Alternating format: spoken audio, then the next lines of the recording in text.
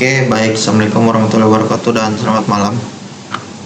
Sebelumnya perkenalkan, nama saya Setiawan M. Bilwan dengan NIM F121211065.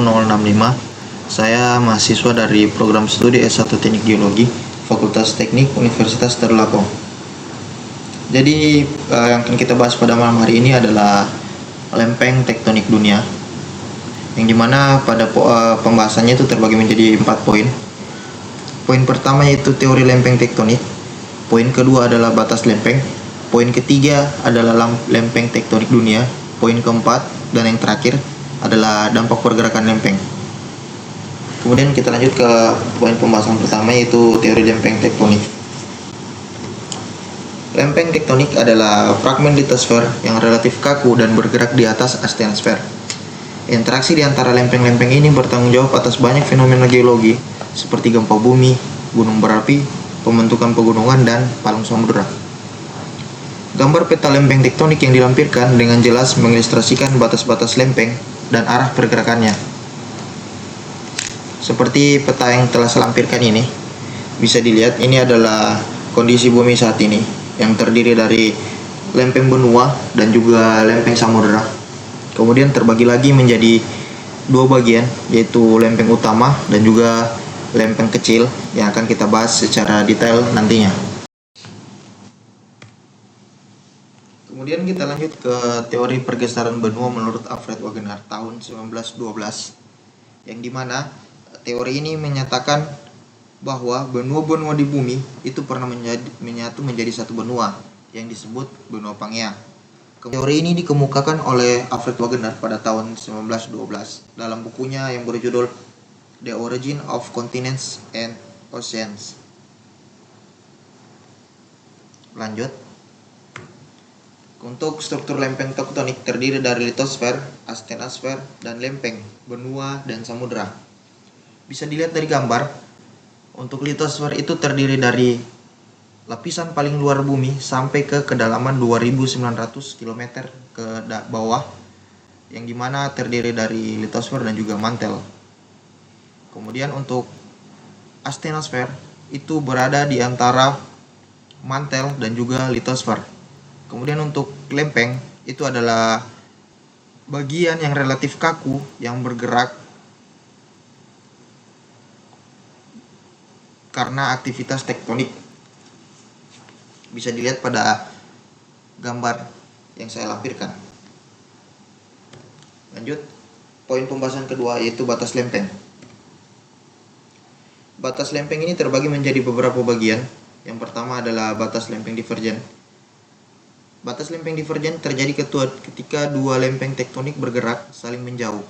Fenomena ini dimulai dengan pembentukan retakan atau celah pada litosfer. Bisa dilihat pada gambar batas lempeng divergen, itu adalah dua lempeng yang saling berjauhan akibat aktivitas tektonik dari bawah sehingga memisahkan kedua lempeng tersebut. Untuk contoh dari batas lempeng divergen adalah Mid-Atlantic Ridge atau lantai tengah samudra yang bisa dilihat dari arah panah, itu saling berjauhan sehingga membentuk celah di antaranya. Oke, baik, kita lanjut. Untuk batas lempeng yang kedua itu batas lempeng konvergen.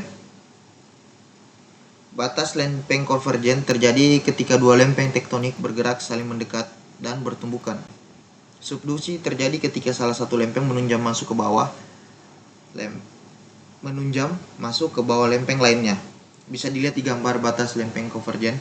Ini adalah contoh tumbukan dari lempeng samudera dan juga lempeng benua, yang dimana jika dilihat dari gambar ini lempeng samudera itu menunjam ke bawah sehingga lempeng benua ini menindih, yang mengakibatkan pergesekan antara kedua lempeng ini menghasilkan magma. Bisa dilihat di sini ada magmanya. Itu yang nantinya akan menjadi cikal bakal dari gunung berapi. Kemudian lanjut. Salah satu contoh yang saya ambil untuk batas lempeng konvergen ini adalah ilustrasi pembentukan pegunungan Himalaya, yang dimana lempeng tektonik India dan juga lempeng tektonik Eurasia itu saling bertabrakan. Yang dimana di sini adalah lempeng tektonik India itu ditindih oleh lempeng Eurasia dikarenakan lempeng India ini terlalu ringan sehingga lempeng Eurasia itu menunjam ke bawah Kemudian lempeng Eurasia itu dominan ke atas. Sehingga pada saat proses tabrakan tersebut membentuk lipatan-lipatan yang kita lihat di sini. Ketika kotak kuning ini sudah naik ke atas batas ini, yang awalnya kotak kuning ini berada di bawah, itu tertabrak atau tertumbuk oleh lempeng Eurasia sehingga menyebabkan lapisan bagian ini itu naik ke atas. Oke, kita lanjut. Untuk batas lempeng transform. Batas lempeng transform terjadi ketika dua lempeng tektonik bergerak saling bergesekan secara horizontal dalam kurung menyamping. Lempeng-lempeng tersebut tidak saling mendekat atau dalam kurung konvergen maupun menjauh dalam kurung divergen, melainkan bergerak sejajar satu sama lain. Jika dilihat dari gambar ini, kita bisa melihat kedua lempeng tersebut itu bergerak menyamping akibat adanya sesar akibat adanya pergerakan tektonik dari kedua lempeng tersebut. Kemudian lanjut untuk contohnya. Di sini saya mengambil contoh yaitu pergerakan sesar San Andreas, yang dimana sesar ini adalah sesar terbesar di dunia.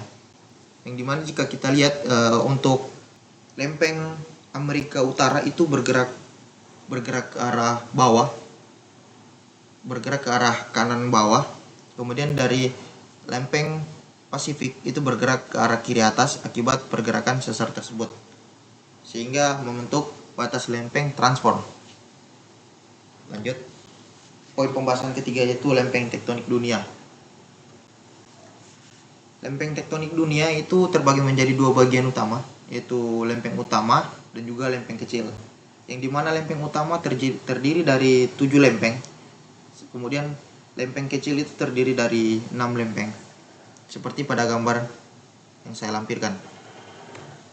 Lempeng Pasifik. Lempeng Pasifik adalah lempeng tektonik terbesar di dunia dengan luas sekitar 103.300 km persegi. Lempeng ini terletak di bawah Samudra Pasifik dan sebagian besar terdiri dari kerak samudra, kecuali di wilayah sekitar Selandia Baru dan sebagian California. Lempeng ini juga mencakup sebagian besar Samudra Pasifik dan sangat aktif secara tektonik. Bisa dilihat pada gambar yang saya lampirkan. Kemudian lanjut di lempeng Amerika Utara. Lempeng Amerika Utara adalah lempeng tektonik terbesar kedua di dunia dengan luas sekitar 75,9 juta km persegi. Lempeng ini mencakup sebagian besar wilayah Amerika Utara, Greenland, bagian timur Laut Asia, serta bagian Islandia dan Azores. Bisa dilihat pada gambar ini. Untuk lempeng Amerika Utara itu relatif bergerak ke arah laut. Baik, kita lanjut. Lempeng Eurasia. Lempeng Eurasia adalah lempeng tektonik yang mencakup sebagian besar Eropa dan Asia, serta sebagian Rusia, dengan luas sekitar 67,8 juta km persegi. Bisa dilihat dari gambar yang sudah saya lampirkan bahwa sebagian dari negara Indonesia itu merupakan bagian dari lempeng Eurasia ini. Lanjut. Lempeng Afrika. Lempeng Afrika adalah lempeng tektonik utama yang mencakup seluruh benua Afrika, serta sebagian besar Samudra Atlantik dan Samudra Hindia, dengan luas sekitar 61.300 km persegi. Lempeng ini juga mencakup kerak samudra yang terletak di antara benua dan berbagai pergunungan laut sekitarnya. Bisa dilihat untuk gambar dari lempeng Afrika.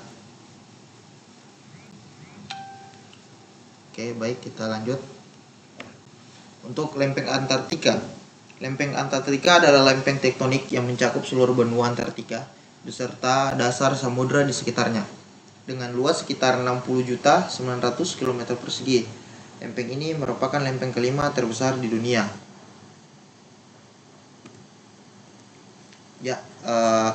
Lempeng Indo-Australia. Lempeng Indo-Australia memiliki luas sekitar 60 juta km persegi. Lempeng ini mencakup wilayah benua Australia anak benua India, serta sebagian besar Samudra Hindia dan sekitarnya.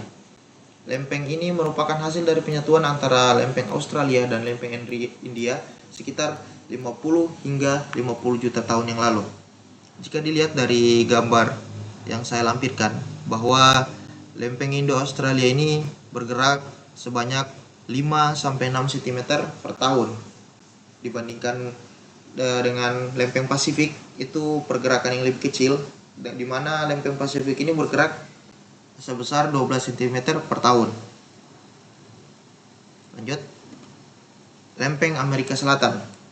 Lempeng Amerika Selatan adalah lempeng tektonik utama yang mencakup wilayah benua Amerika Selatan dan sebagian besar Samudra Atlantik. Lempeng ini memiliki luas sekitar 43.600 km persegi. Yang dimana jika kita lihat dari gambar, untuk lempeng Amerika Selatan itu relatif bergerak ke arah barat menuju ke lempeng Cocos, lempeng Nazca, dan juga lempeng Antartika. Lanjut. Lempeng kecil tektonik dunia.